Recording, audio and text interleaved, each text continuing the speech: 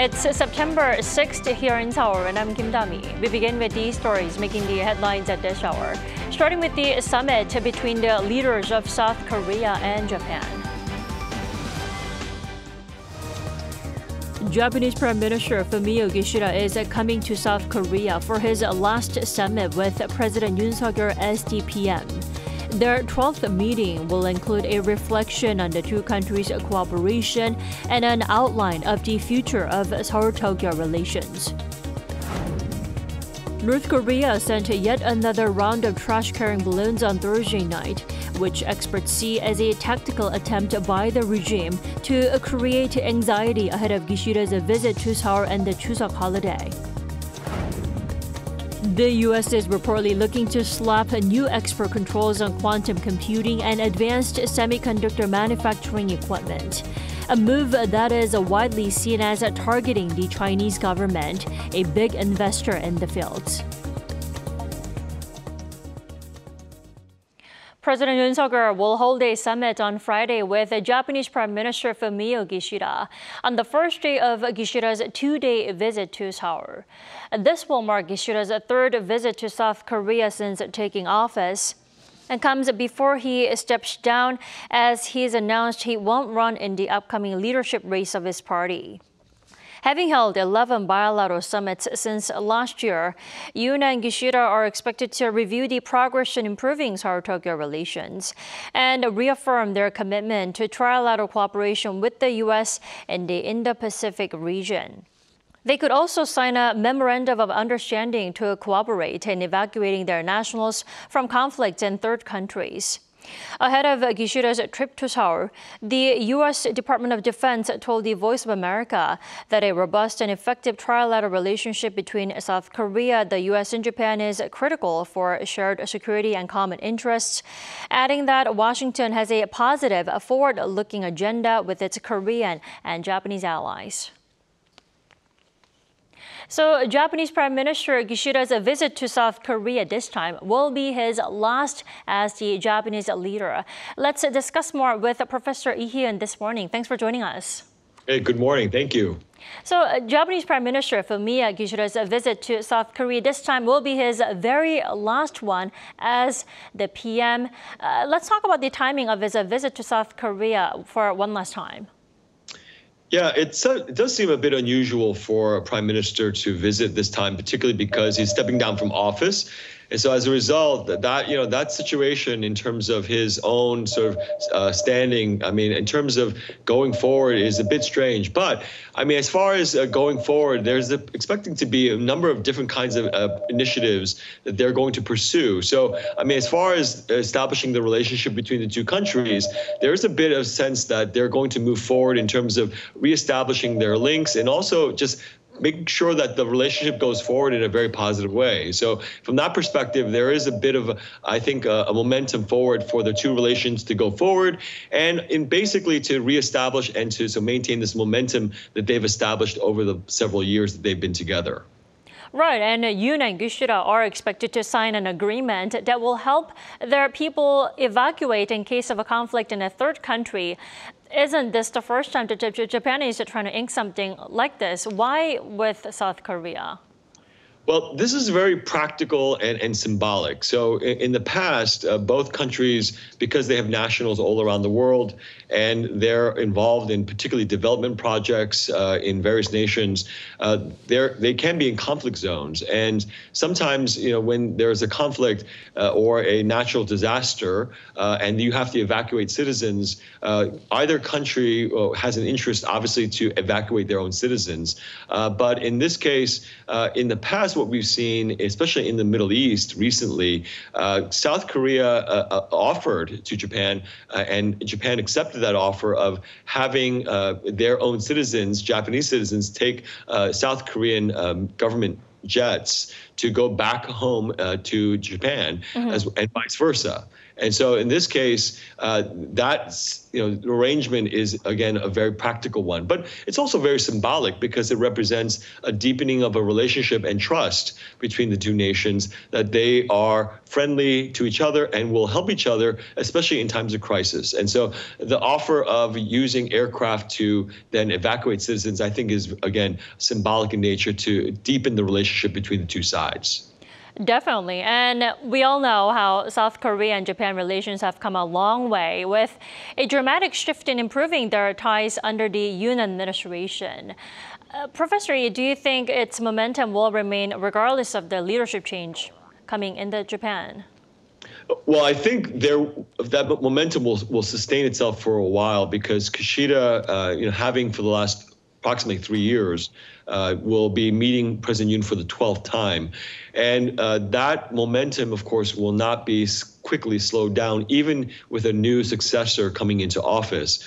So even if the new prime minister of Japan, decides to change course to a certain degree, this force towards improving relations, particularly because the government has set out this objective on the Japanese side to improve relations, and specifically, think about the relationship in the context of the trilateral relationship between the United States, Korea, and Japan. So as far as, changing course and, maybe a policy shift, even if it happens, it won't happen immediately because of the kind of established relationship now that Kishida has established with Korea in this new sort of era of Korea-Japan relations. But that, of course, doesn't mean to say that a prime minister of Japan can't obviously change course.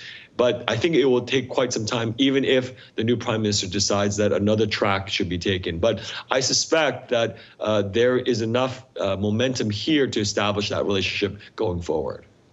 Well, does that mean trilateral cooperation between Seoul, Washington, and Tokyo will remain solid as well? I mean, even with the new leadership in the U.S. too?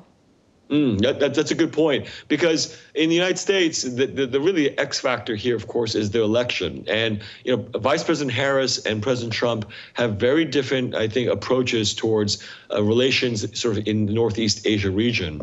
Vice President Harris, I guess, has seemed to indicate sort of a continuation of what President Biden has done in terms of his foreign policy in the region, maintaining, again, this trilateral relationship and making sure that the allies in this part of the region are basically engaged fully. But President Trump, on the other hand, as we saw in his first presidential administration, if he indeed becomes president again, will potentially, sideline Korea in terms of dealing with North Korea specifically, and not really consider South Korea's sort of overall, security necessarily in relationship to what he would seem as, America's interests. So this becomes a very complicated topic because President Trump offers, I think, a very different approach. I think and that will potentially cause the relationship maybe to be strained to a certain degree and may cause the trilateral relationship to be somewhat under pressure. Alrighty, Professor Lee, thank you so much for your time and your insight this morning. You have a good one. You too. Thank you. In the meantime, North Korea pushed ahead with a total of 3 rounds of flying trash-filled balloons in the past 2 days, despite an unfavorable wind direction. Our Song Yu-jin tells us why. North Korea once again sent more trash-carrying balloons toward the south on Thursday evening. South Korea's military advises the public to beware of objects dropping from the sky, refrain from touching them, and to report them to the police or military. This is the 3rd time in 2 days that the North has flown these kinds of balloons. The regime sent some from 9 a.m. to noon on Thursday, following the resumption of its balloon campaign the night before, after around a month. The Joint Chiefs of Staff said Pyongyang launched around 480 balloons from Wednesday night to Thursday morning, and that around 100 of them, carrying paper and plastic bottles, were found in Seoul and northern Gyeonggi-do province. As for the rest of the balloons, they may have been blown back to North Korea, or there may be some that we have not been able to find just yet. But considering the direction of the wind, we believe there is a possibility that some of the balloons might have fallen in areas that we are unable to observe. The North has launched thousands of balloons carrying trash in recent months in protest against propaganda leaflets sent by North Korean activists and defectors in South Korea. In response, the South has been using frontline loudspeakers to blast broadcasts of propaganda messages in K-pop songs. An expert on North Korea says it's also important to look at the timing of the North resuming its balloon campaign. It's a move to counter anti-North Korea leaflets, and I believe their strategic motive is to create anxiety ahead of Japanese Prime Minister Kishida's visit and the Chuseok holidays. The South Korean government said voluntary actions from civic organizations cannot be an excuse for the North's provocative actions, calling it reckless behavior. 송유진, 아리랑 뉴스. The United States is targeting China once again, this time with new quantum and chip-related export curbs. The rules, though, are less likely to impact South Korean companies. Peunji reports. The United States unveiled new controls on the exporting of advanced technologies that are crucial to its national security. The rules affect quantum computing items, such as components, materials, software, and technology that can be used in the development and maintenance of quantum computers. They also impact manufacturing equipment for advanced chips, as well as a cutting-edge semiconductor technology called gate-all-around field effect transistors that help develop high-performance chips used in supercomputers. In an announcement on Thursday local time, the U.S. Department of Commerce said the new measures were implemented for national security and foreign policy reasons, as it seeks to harmonize controls with like-minded countries. The worldwide export controls include exemptions for countries that have similar measures in place, such as Japan and the Netherlands, as well as other allies. South Korea was not immediately included in that list, but the U.S. reportedly plans to approve export licenses for South Korea, so there will likely be limited impact on South Korean companies.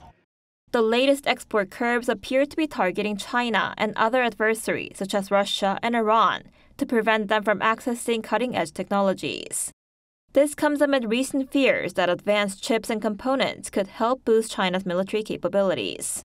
Senior U.S. commerce official Alan Estevez said in a statement on Thursday that the latest export controls make it significantly difficult for Washington's adversaries to develop and deploy these technologies in ways that threaten their collective security. Peunji, 아리랑 뉴스. Russian President Vladimir Putin has jokingly endorsed U.S. Vice President Kamala Harris for president. In response, the White House called on Moscow to stop interfering in U.S. elections. Lee Seung-ja has more. It's an endorsement U.S. Vice President and Democrat presidential candidate Kamala Harris doesn't need. One from Russian President Vladimir Putin. Speaking on the sidelines of the Eastern Economic Forum on Thursday, the Russian leader jokingly endorsed Harris for president. We had the current president, Mr. Biden, as our favorite, if I can call it that, but now he has been taken out of the race. But he recommended that all his allies support Harris. That's what we're going to do. We're going to support her. That's first of all and second of all. Putin further jokingly expressed his support, saying that her expressive and infectious laugh shows that she's doing well. Former U.S. President and Republican candidate Donald Trump has attacked Harris for her laugh throughout the campaign, going as far as to call her Laughing Kamala. The Russian leader added that Trump has imposed a large number of sanctions on Russia, expressing hope that Harris would refrain from taking such actions if she wins the elections. He also stressed that as the U.S. president is chosen by the American people, he will respect that decision. In response to Putin's remarks, the White House on Thursday called on the Russian leader to stop interfering in U.S. elections. Mr. Putin ought to stop talking about our elections, period. He shouldn't be favoring anybody, one way or another. The only people who should get to determine who the next president of the United States is the American people. And we would greatly appreciate it if Mr. Putin would A, stop talking about our election, and B, stop interfering in it. The comments also come after Washington charged 2 employees of Russia's state-run news network RT for money laundering, saying they paid an American company to create online content to influence the 2024 election. Lee Seung-jae, 아리랑 뉴스.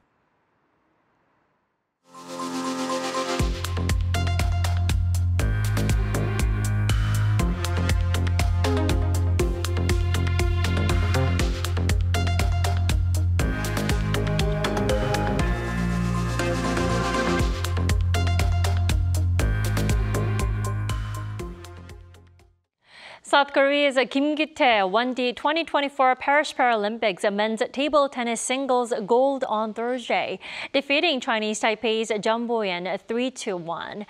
Kim lost the first set 11-3 before coming back to win the next 3 sets to claim gold.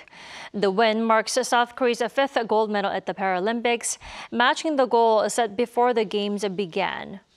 Kim, who has an intellectual disability, began playing table tennis in 3rd grade, and he quickly became one of the top para-athletes in the sport, winning 3 gold medals at the 2022 World Para-Table Tennis Championships. 2 of South Korea's major art fairs opened this week, providing a wide variety of artworks. Our An Sung-jin went over to check out both Kiev Seoul and Frieze Seoul 2024. 2024 is the year when culture truly flourishes in South Korea, especially for art. Kiev Seoul, which first opened in 2002, is South Korea's first international art fair. This year's edition began on Wednesday and is hosted by the Galleries Association of Korea.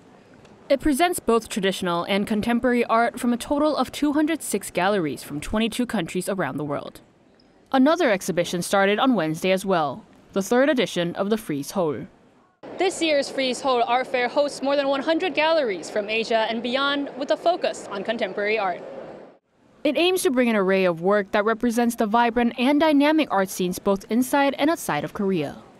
Well, I like to think that Frieze Seoul provides a wide breadth of great art. They have some of the best artists in the world practicing. We have great institutions, great collector base. So I think Frieze Seoul choosing Korea was more of a validation of the incredible art scene that was already here.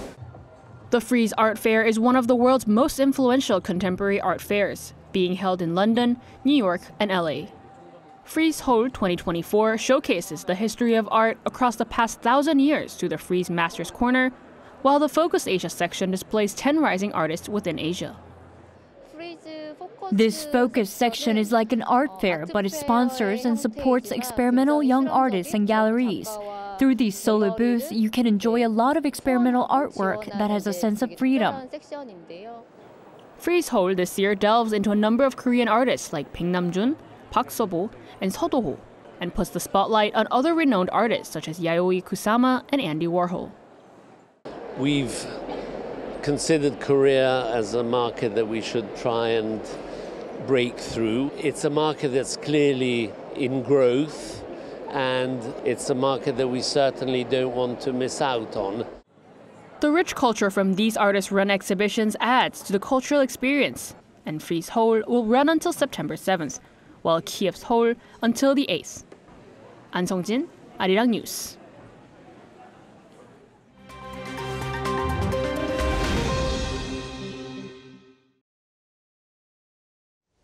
Good morning, I'm Kim Seong, and this is The World Now. Incumbent U.S. President Joe Biden's son, Hunter Biden, in a surprise move in a Los Angeles courtroom on Thursday, pleaded guilty to all 9 charges in his federal tax case on the day his trial was supposed to begin. The 54-year-old pleaded guilty to 1 charge of felony tax evasion, 2 counts of felony filing fraudulent tax returns, 2 misdemeanor counts of failing to file tax returns, as well as 4 misdemeanor counts of failing to pay taxes, totaling some $1.4 million from 2016 to 2019.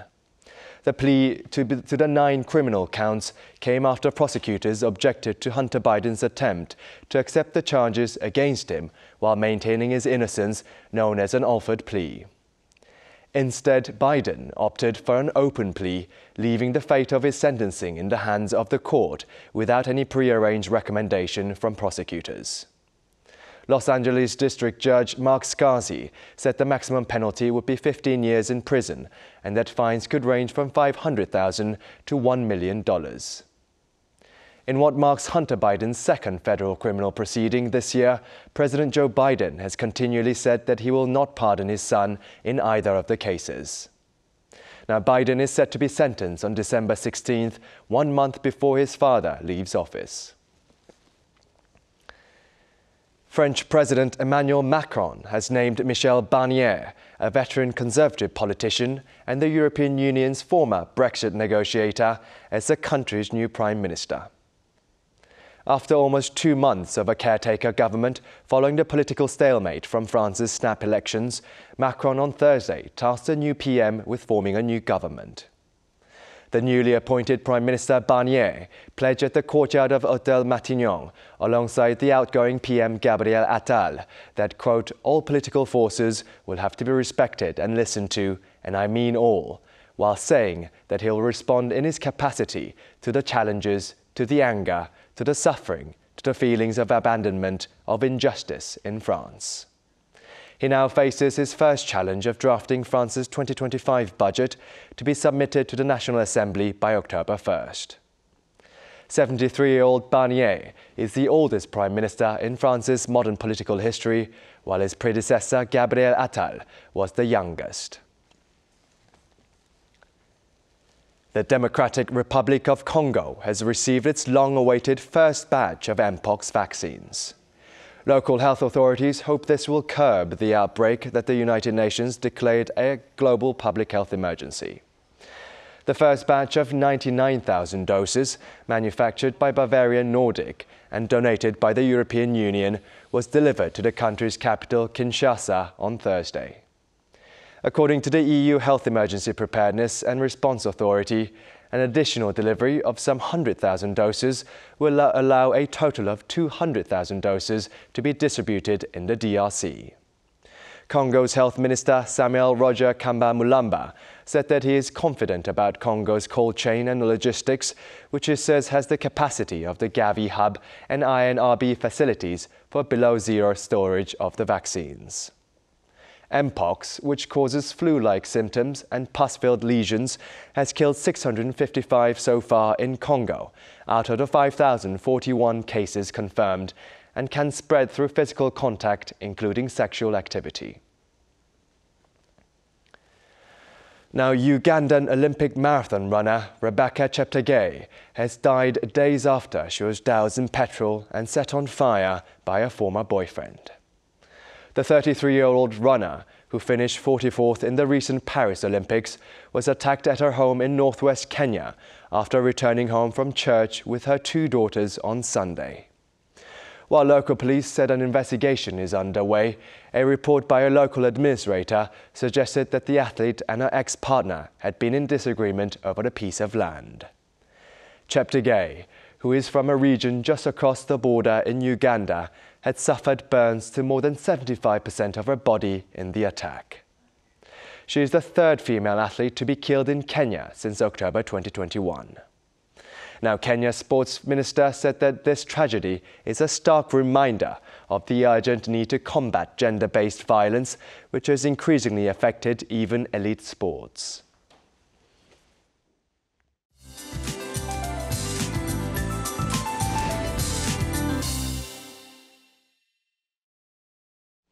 Good morning. The late summer heat wave is expected to stretch to most parts today. Daegu and nearby areas even saw afternoon temperatures hitting above 35 degrees Celsius.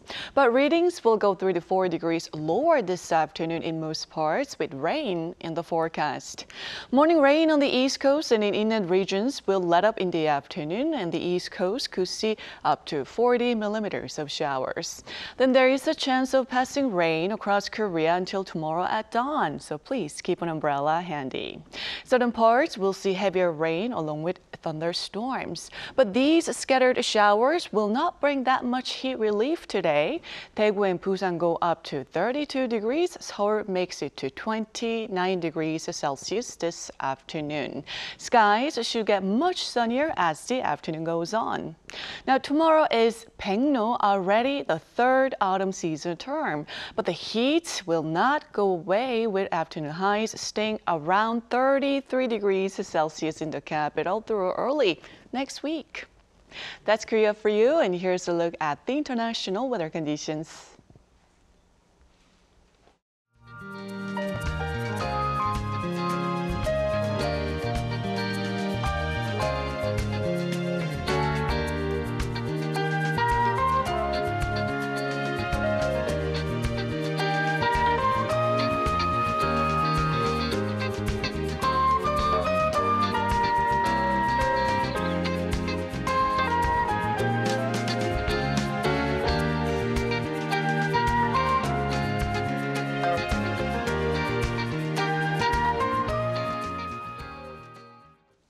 That's all we have for this morning. Arirang News will be back at noon Korea time. Until then, goodbye.